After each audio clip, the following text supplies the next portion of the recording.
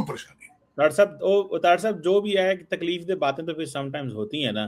اب 10 ارب کا پوری پی آئی اے بکی ہے اور جنہوں نے خریدی ہے ان کو 14 ارب کے ساتھ سے مل گئے. یعنی کہ آپ یہ آج کی خبر ہے شہباز رانا کی ایکسپریس ٹریبیون کی کہ 10 ارب دیتا ہے ایلو پائیں 10 ارب روپیہ تہاڈے اکاؤنٹ وچ جمع کرایا ہے 14 دے دیو. انہوں نے کہا جی اے 14 ارب دی اگی پراپرٹیاں جناب دیاں ہیں اے تہاڈے کھاتے آ گئے آ جے پھر گلاں کردے نے ساڑے پڑوجے کوئی نہ کہو ساڑے نے پڑوجے دی ہیلپ کر لئی کی فرق پیندا ہے. کوئی گل نہیں یار اپنی گھر دی گل ہے یار کی گل کوئی کیسی گل پیسے گئے نا پین کی فرق پیندا. پرتگال مالٹا دے لو کاغذ تے پانا اوتھے پیسے اوتھے رکھا ہویا ڈی این اے پینا چاہیے سب ڈی این اے پینا انہاں دا قصور نہیں انہاں دا قصور یہ لمبے پیسے انہاں نوں میں فکرہ یاد ہوندا نا لاکھو خان نے کہا سی سونے دے پانڈے کھاندا سی بغداد انہوں نے کہا روٹی کھواؤ پڑو مارن تو پڑو روٹی کھواؤ. انہوں نے کہا سونے دے پانڈیاں نوں تلواراں بنا لیندا چنگا سی انہاں بنا دیو سونے دے پانڈے چیما صاحب انہاں بن دیو انہاں دے سونے دے پانڈے. یہ ہے طاہر صاحب 11 پراپرٹیز 14 ارب کی ہیں اور جو انہوں نے جمع کرایا 10 ارب اے جے پاکستان دا پھر آندے نے ملک نہیں چلدا تے اسی غریب ہاں تے اسی این ایبسولوٹلی ناٹ ایبسولوٹ ہر گل چ فراڈ دے دھوکا ہر گل چ فراڈ دے دھوکا. تانوں آکھیا نہیں سی چیما صاحب جد اسلامی جمہوریہ پاکستان دے اندر پانی دودھ دا خالص گلاس نہیں لبدا چیما صاحب. سبزی بیچنے والا وہ بھی فراڈی ہے مزدور ہے وہ بھی فراڈی ہے ہر بندے دوجا فراڈی. اسلامی جمہوریہ پاکستان میں پانی کا گلاس نہیں ملتا خالد. یہ طاہر صاحب کو یہ تھوڑی کوٹیشن ہے. دوائی لین جاؤ تے تسی کھا کے مر جاندے ہو دوائی نہ کھاؤ ٹھیک.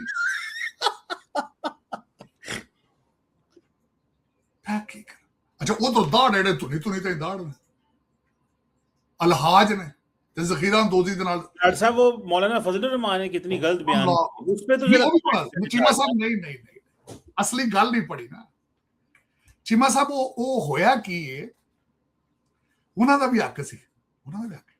ایک تو کہندے نا میرے سالے نو گورنر بناؤ صوبہ سرحد دا وہ ڈلیور نہیں ہویا.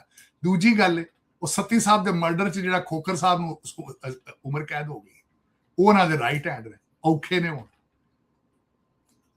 تے چیما صاحب سب تو وڈی اس وقت پاکستان آرمی تو بعد دوجے نمبر تے فوج دا جڑا سب تو وڈا جرنیل ہے مولانا فضل الرحمان ہے کیونکہ وہ دے کول مدرسیاں دے وچ غریب بندیاں دے بچے نے وہ فوج ہے.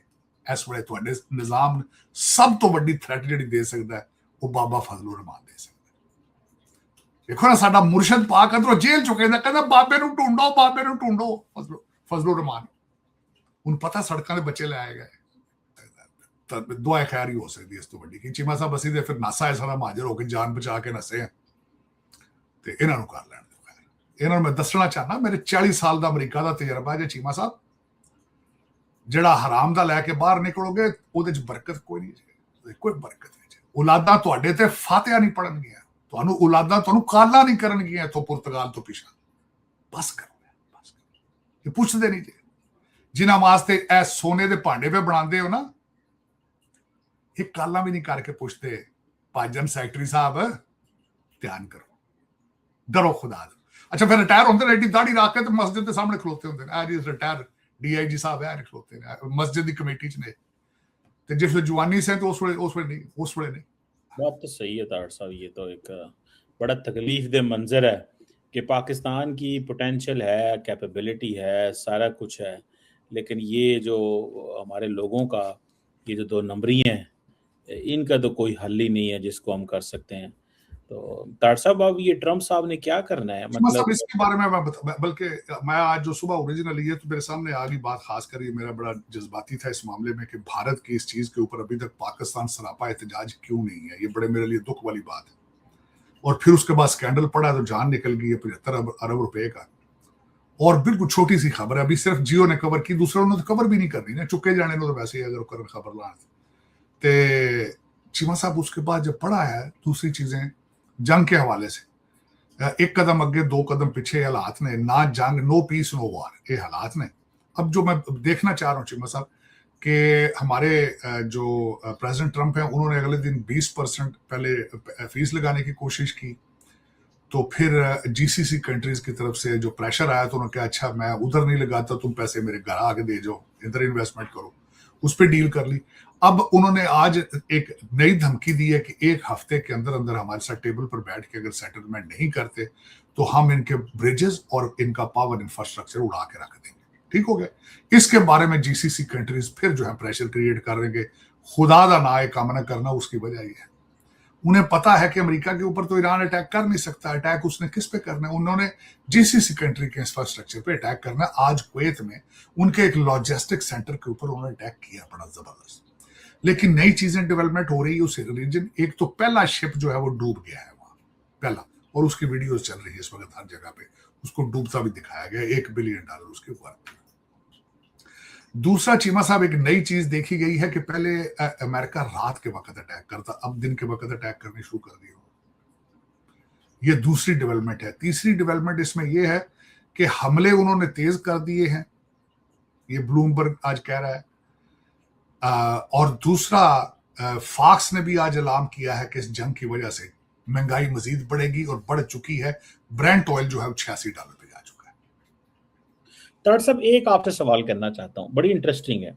मैंने इस जंग को कैटेगराइज किया फेज 1 और फेज 2। फेज 1 था अमेरिका इजराइल ने हमला किया, असैसिनेशंस हुई, सीज फायर हुआ, MOU हुआ, ईरान के एसेट्स उसको कहा तेल बेचो, ओपन अप हो, ये एक फेज था।